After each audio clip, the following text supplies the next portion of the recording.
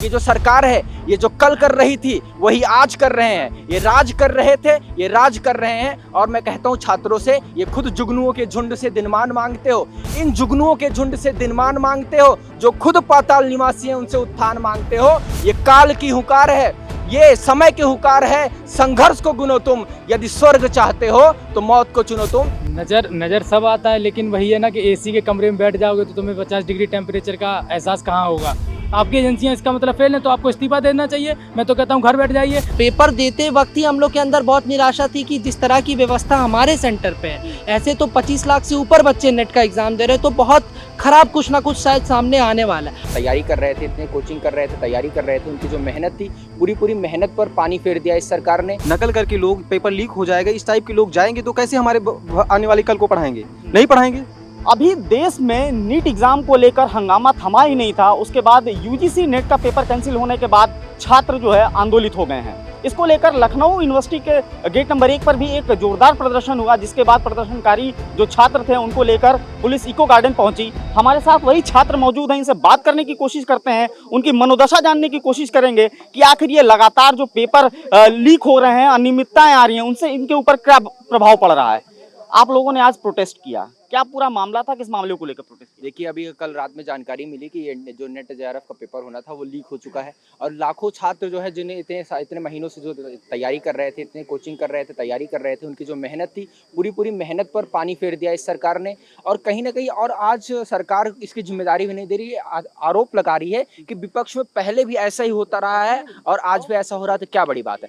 हम जनता ने आपको इसलिए नहीं चुना था कि पहले जो गलतियां हो रही थी वो गलतियां आप दोहराते रहिए और आप ठीकरा फोड़िए विपक्ष पर कि पहले भी होता था, अब भी हो रहा है। जनता ने आपको बदलाव के लिए चुना है। तो मैं इस सरकार की, तत्कालीन सरकार की जो स्थिति है, मैं आपके चैनल के माध्यम से छात्रों को, युवाओं को, नौजवानों को ये संदेश देना चाहता हूं कि जो सरकार है, ये जो कल कर रही थी वही आज कर रहे हैं। ये राज कर रहे थे, ये राज कर रहे हैं। और मैं कहता हूं छात्रों से, ये खुद जुगनुओं के झुंड से दिनमान मांगते हो, इन जुगनुओं के झुंड से दिनमान मांगते हो, जो खुद पाताल निवासी हैं उनसे उत्थान मांगते हो। ये काल की हुकार है, ये समय की हुकार है। संघर्ष को गुनो तुम, यदि स्वर्ग चाहते हो तो मौत को चुनो तुम। मैं छात्रों को आपके चैनल के माध्यम से संदेश देना चाहता हूं, यदि अपना हक पाना है, आज हक मांगने से नहीं मिलेगा, आज हमें हक छीनना पड़ेगा। इसीलिए आज हम लोग नेट जेआरएफ का पेपर लीक हुआ, हमारे हकों का हनन हुआ। हम अपने हक को मांगने के लिए सड़क पर उतरे, और सड़क पर उतरे हैं, सदन तक भी जाएंगे जब तक हमें न्याय नहीं मिलेगा, हमारे साथियों को न्याय नहीं मिलेगा।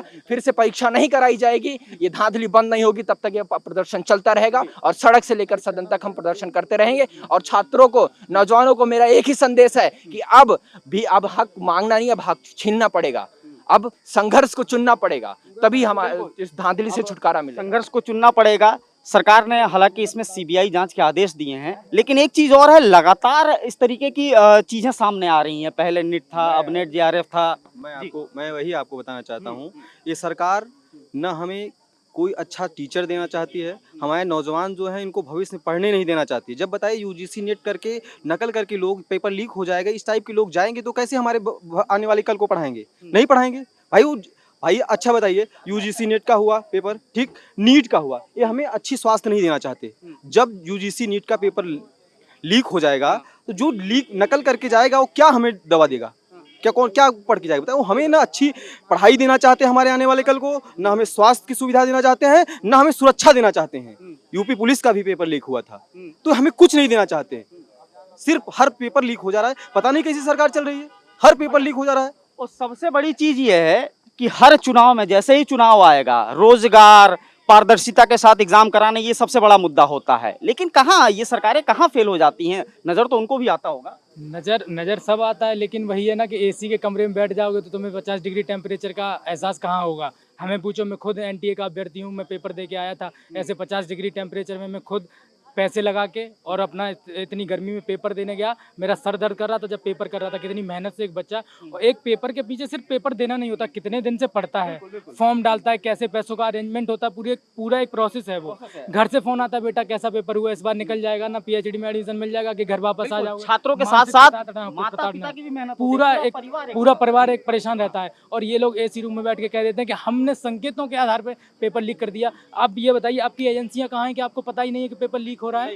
आपकी एजेंसियां इसका मतलब फेल हैं तो आपको इस्तीफा देना चाहिए। मैं तो कहता हूँ घर बैठ जाइए। आप पिछली बार भी शिक्षा मंत्री थे, इस बार भी थे, क्या बदलाव हुआ? कोई तो बदलाव नहीं हो रहा है। नीट वाले 20 छात्र मर गए। आपको क्या कहते हैं, आपने न तो वो पेपर रद्द किया और इसमें संकेतों के आधार पर पेपर रद्द किया। और ये कोई पहली बार नहीं है कि पेपर लीक होना और रद्द होने की प्रक्रिया चल रही है। ये पुलिस वाला पेपर तो आप सब लोगों को पता ही होगा कि जून में करवाएंगे, कि ये करवाएंगे, कि इसी इको गार्डन के धंधे में यहाँ बच्चों की संख्या बन नहीं रही थी। तो ये लोग ना जब इन लोगों से कुछ समझ नहीं रहा है, तो मैं इनसे एक चीज़ बोलना चाहता हूँ कि योगी मोदी तुम एक काम करो, कुर्सी छोड़ो, आराम करो, क्योंकि ये अब किसी लायक बचे नहीं है। ये खुद इनको अपना नहीं पता होता है कि हम लोग कैसे सरकार चलाएंगे। तो फिर काहे सरकार में बैठे हो? तुम तो देश का जो युवा भविष्य होता है किसी भी देश का, तो यहाँ साला वर्ल्ड क्लास फैसिलिटीज़ मिल रही हैं हर देश के बच्चों को, वहाँ हमें क्या मिल रहा है? लाठी डंडे और यहाँ इको गार्डन। बताइए, बच्चा अब अपना न्याय मांगे कि पढ़ाई करे?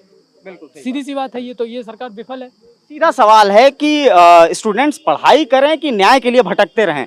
आप बताइए, सबसे बड़ी चीज़ ये है कि जब इस तरीके की चीज़ें सामने आती हैं, जैसे अभी नीट को लेकर मामला चल रहा था, राजनीतिक पार्टियां एक दूसरे के ऊपर दोषारोपण कर रही थी। अभी तक जो है भाजपा के ऊपर विपक्ष आरोप लगा रहा था, अब भाजपा भी विपक्ष के ऊपर आरोप लगा रही है।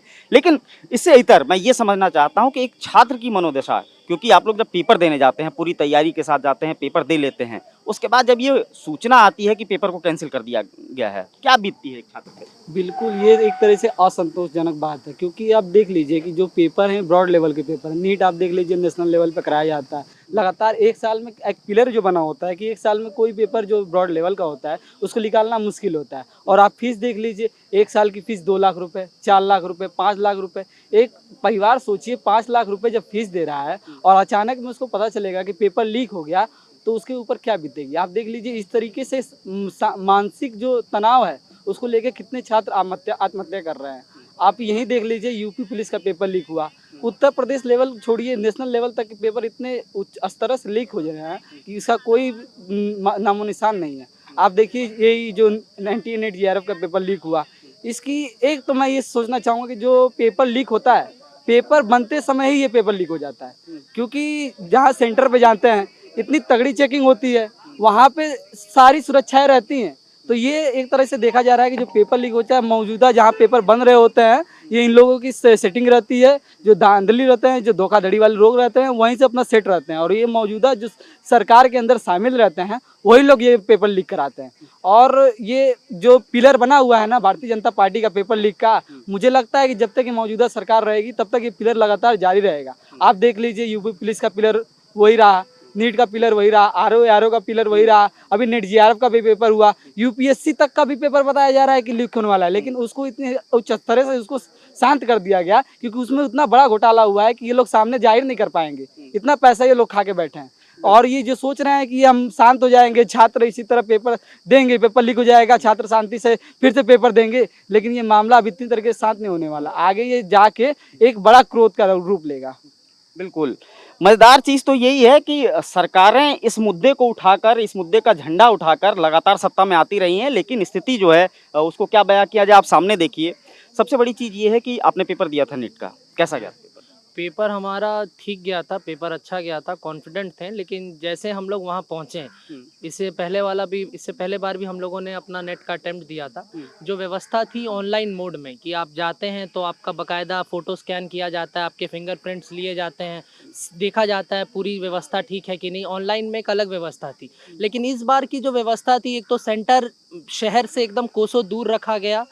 तपती हुई धूप में छात्र वहाँ पहुँचे, मरते हुए वहाँ पे किसी तरह से लोग पहुँच रहे हैं, छात्र पहुँच रहे हैं। इसके बाद हम लोगों ने देखा कि कोई चेकिंग नहीं है वहाँ पे। मतलब आप बेल्ट, कोई लोग पहन के जा रहा है, कोई बेल्ट नहीं पहन के जा रहा है, कोई मोबाइल रख के जा रहा है, किसी से अंदर रखवाया जा रहा है। एकदम ही मतलब आप कहिए कि अराजकता वहाँ पे थी, कोई बहुत सिस्टमेटिक तरीके का व्यवस्था नहीं था। इसके बाद हम देखते हैं कि पेपर आया, क्लासरूम में पेपर बांटा गया। बांटने के बाद जैसे समय शुरू होता है, हम देखते हैं कि 15 मिनट 20 मिनट बाद जो हमारा इंसुलेटर है, जिसको काम दिया गया कि वहाँ पे वो चीज़ों को मैनेज करेगा, वो क्लासरूम के बाहर चले जाता है। तो मतलब पेपर देते वक्त ही हम लोग के अंदर बहुत निराशा थी कि जिस तरह की व्यवस्था हमारे सेंटर पे है, ऐसे तो 25 लाख से ऊपर बच्चे नेट का एग्ज़ाम दे रहे हैं, तो बहुत ख़राब कुछ ना कुछ शायद सामने आने वाला है। और अगला दिन ही जैसे कल रात हुआ है, हम लोगों ने देखा कि नेट का पेपर को रद्द करा दिया गया है। तो बहुत ही ज़्यादा हताशा और आक्रोश देश के तमाम छात्रों के अंदर है, क्योंकि आप देखिए कि इस देश में इस साल में ये चौथा बड़ा पेपर स्कैम है। आप देखिए कि इसी यूपी के अंदर पेपर, आरओ का पेपर लीक हुआ है, इसी यूपी के अंदर यूपी पुलिस का पेपर लीक हुआ है, अभी नेट का हुआ है। नेट से पहले एनटीए का जो यूजी का पेपर होता है, सीयूईटी यूजी, उसमें बड़ी धांधली का मामला सामने आया है। और उसके बाद अब यूजीसी नेट, आने वाले 27 तारीख को सीएसआईआर नेट भी होने वाला। और छात्र तो ये दावा कर रहे हैं कि वो पेपर भी, क्योंकि वो एनटीए करा रहा है, तो छात्र पहले ये मान के चल रहे हैं कि वो पेपर भी जो है रद्द होने जा रहा है, उसमें भी स्कैम होने जा रहा है। तो कुल मिला के हम लोगों की ये जो मांग है, आम छात्र की आज यही मांग है कि धर्मेंद्र प्रधान बहुत इनकेपेबल इंसान है, बिल्कुल शिक्षा व्यवस्था वो संभालने में इनकेपेबल है, उनको तुरंत इस्तीफा देना चाहिए। बिल्कुल ही वो अपने पोजीशन को डिजर्व नहीं करते, उनको तुरंत उतारा जाए, हटाया जाए अपने गद्दी पे से। दूसरी चीज़ है, एनटीए जैसी जो भ्रष्ट एजेंसी है, इस एजेंसी को सबसे पहले हटाया जाए। मिनिस्ट्री ऑफ एजुकेशन अपने ऊपर जिम्मेदारी ले कि वो एग्ज़ाम कराएगा। और तीसरी चीज़ है कि लगातार जो इतने सारे पेपर लीक हो रहे हैं, इसके ऊपर कड़े कानून बनाए जाए। जब तक आप कानून व्यवस्था हमारी सुरक्षित नहीं रहेगी, पेपर लीक होते रहेगा। तो ये मांगे हमारी। कानून तो पहले से हैं, कानून बनाए भी गए हैं, लेकिन उसके बावजूद ये सारी चीज़ें होती हैं। ठीक है, एनटीए का गठन इसीलिए हुआ था कि पेपर जो है, ठीक है, वो पारदर्शिता के साथ हो, फिर भी वो हो नहीं पा रहा। कौन जिम्मेदार है इसके लिए? जो एनटीए की आप बात कर रहे हैं, उसकी गवर्निंग बॉडी में कितने लोग हैं? 8 लोग, 10 लोग, गिनती कर उंगली पर गिन सकते हो। 8-10 लोग बताइए। 24 लाख हमारे देश की संख्या है, उसमें हमारे पास एनटीए सिर्फ 6-7 लोगों का समूह जो है हमारे 24 लाख बच्चों की परीक्षा कैसे कराएगा? वो सारे प्राइवेट कॉलेज के जो थे, सारे प्राइवेट कॉलेजों को दे दिया। प्राइवेट कॉलेज के मैनेजमेंट ने अपना सिस्टम बना रखे, बच्चों को पेपर लिख के दिया। यहाँ तक कल ये बता रहे थे, कोई बच्चा अगर चालाकी से फ़ोन लेके अंदर चला जाए तो फ़ोन भी चला जा रहा था। और बता रहे थे कल जैसे इलेक्ट्रॉनिक्स का पेपर है कल, और साथ में किसी का ह्यूमन राइट्स का अलग अलग पेपर है, तो बोले थे सील ओपन होके आ रही थी, कापियाँ सील ओपन होके आ रही थी, अंदर जो बट रही थी कापियाँ ओपन थी। इस तरह से घटनाएं हो रही हैं। और जितना भी बीजेपी शासित राज्य है वहाँ पे आप देखिए, डेली राजस्थान में देखिए, वहाँ कल बच्चे प्रदर्शन कर रहे थे। गुजरात में देखिए, कल टेट वाले बच्चे प्रदर्शन कर रहे थे।